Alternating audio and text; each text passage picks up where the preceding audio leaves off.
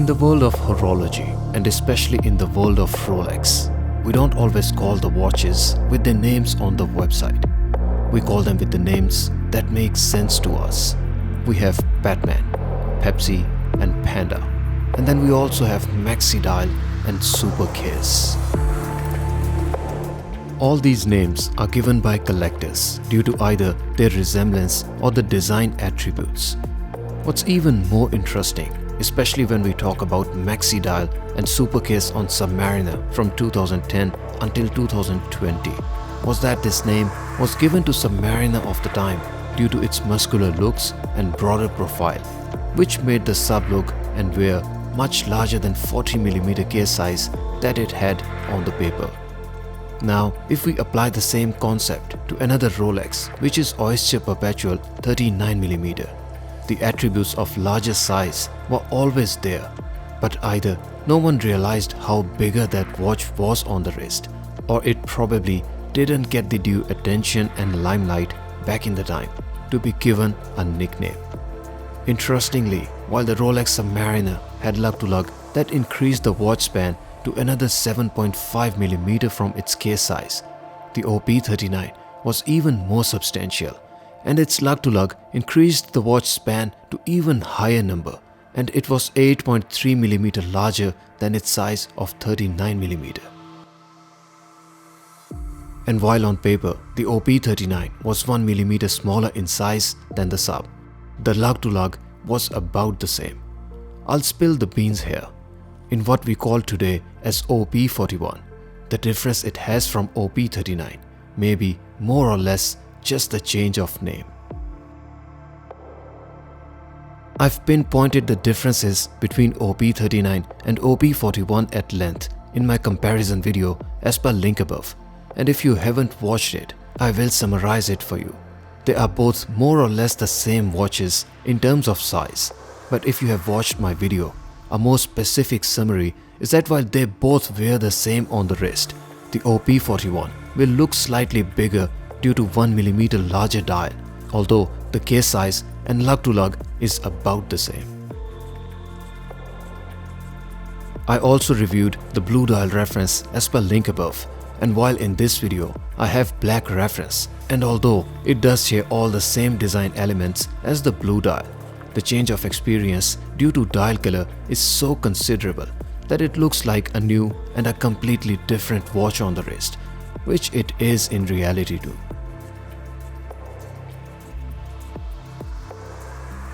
The dial is black here, and the texture and the shade of black is the same as you get on OP36, which I also reviewed as per link above. It is worth noting that although this is a black dial, yet it is completely different from what you get in Rolex Submariner that comes with glossy black dial, and the one you get in Rolex Explorer or Sea Dweller that come in greyish or vintage black texture to them. Here we have deep black dial on offer that comes with radial lines due to its sunburst treatment it has received in its manufacturing. The sunburst treated dial means that it will reflect light radially, and while the black dials are not the best to play with light, the reflections here still play the best in blacks due to brushed lines on the dial. All the hour markers and dial hands are made from white gold, and they are fully filled with luminous infill, and we will look at Lume performance shortly in the video. The hour marker for 12 o'clock is Rolex logo, so naturally there is no Lume on offer. The watch being time only means that this is as symmetrical dial to have as possible. The larger size with double stick hour markers at 3, 6 and 9 o'clock not only make it sporty looking, but also complement its beefier and larger looks. To picture the size of the watch, the size of bezel measured at the outer extremity is 39.08mm.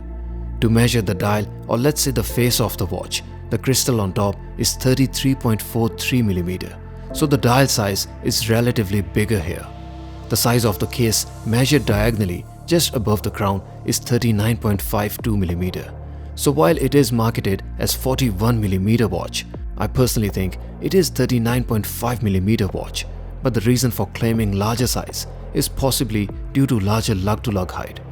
The size of watch case measured horizontally with crown included is 42.08mm. The size of the bracelet at the lugs is 21mm and it tapers down to 17.63mm at the clasp.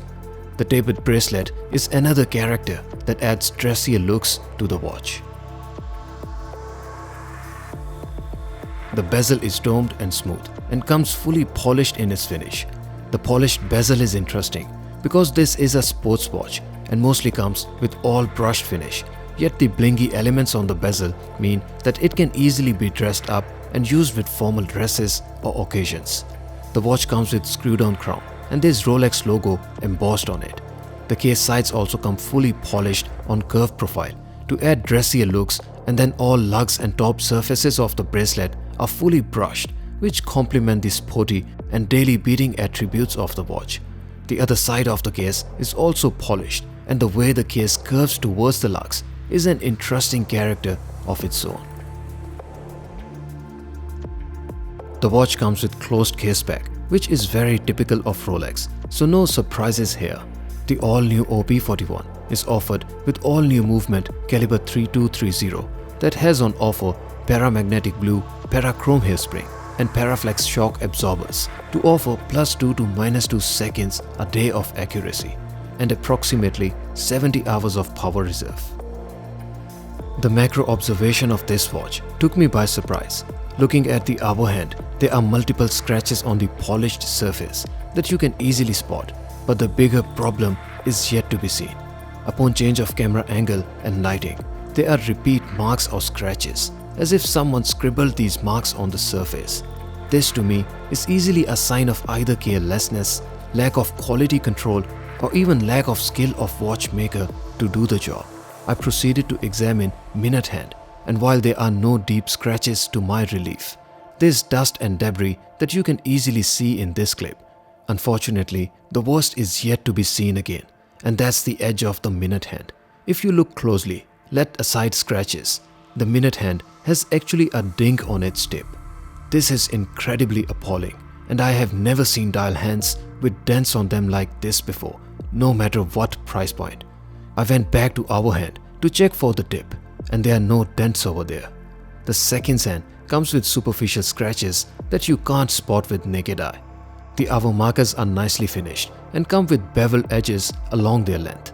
The dial has radial lines that can easily be seen under the macro, and while the dial itself looks about right, there are small white dots I could see, which didn't look right. I examined it further, and these are not unfortunately dust particles only. Rather, they seem to be white paint particles from when the text was painted on the dial. And this is truly disappointing. You can't see these flaws from naked eye, but that's not the point here. Putting the watch in the dark, there's a beautiful and symmetrical lume on offer, and I have to say that the lume is actually very bright and charges easily upon exposure to light. The seconds hand is not lume, so we have two-hander dial in the dark. Leaving the watch in the dark for another 10 minutes resulted naturally in loss of brightness of the lume. Yet it is one of the brightest ones I have seen in this test, so I take it as a pass. On the wrist, the OP41 has wrist presence, and it fills the wrist as you would expect from any larger watch. The lug-to-lug height at 47.3mm means that the overall case is even more substantial than typical 41mm watches you would see in the market. My wrist size is 6.5 inches and wristband is 55mm, and you can see that it fits my wrist nicely. There's no further flaring at the bracelet, and the bracelet sticks straight down from the lugs, allowing the watch to hug your wrist as long as your wristband is more than 48mm. The case thickness is 11.75mm, so it's not the thinnest watch to be seen, yet it's still thin enough that it can easily be slipped under the cuffs without any problems. The bracelet is all brushed, and so is the top surface of the case, except for bezel, which is polished. Another upgrade in this new reference is a 5mm extension link in the clasp, and then there's also micro adjustments to offer flexibility for bracelet length. Rolex Oyster Perpetual 41mm is an interesting watch with history, brand legacy, versatility due to all steel form, and then the looks that are iconic to Rolex. It also comes at the price point where it is not the most expensive watch in the market, yet you get the Rolex experience and vibe. It's not a small watch, but if the new size of 41mm had put you off to assume that it is 2mm larger than the discontinued OP39, it actually weighs about the same. Although it is a beautiful watch, the flaws in this particular piece seen under the macro are truly concerning. You can't spot them with naked eye, but that's not an excuse here. The only excuse could be that these watches are largely assembled by humans who breathe and move. But when you remember the quality seen on other watches at this or lower price point, as I've shown on my channel too, that's really also not an excuse.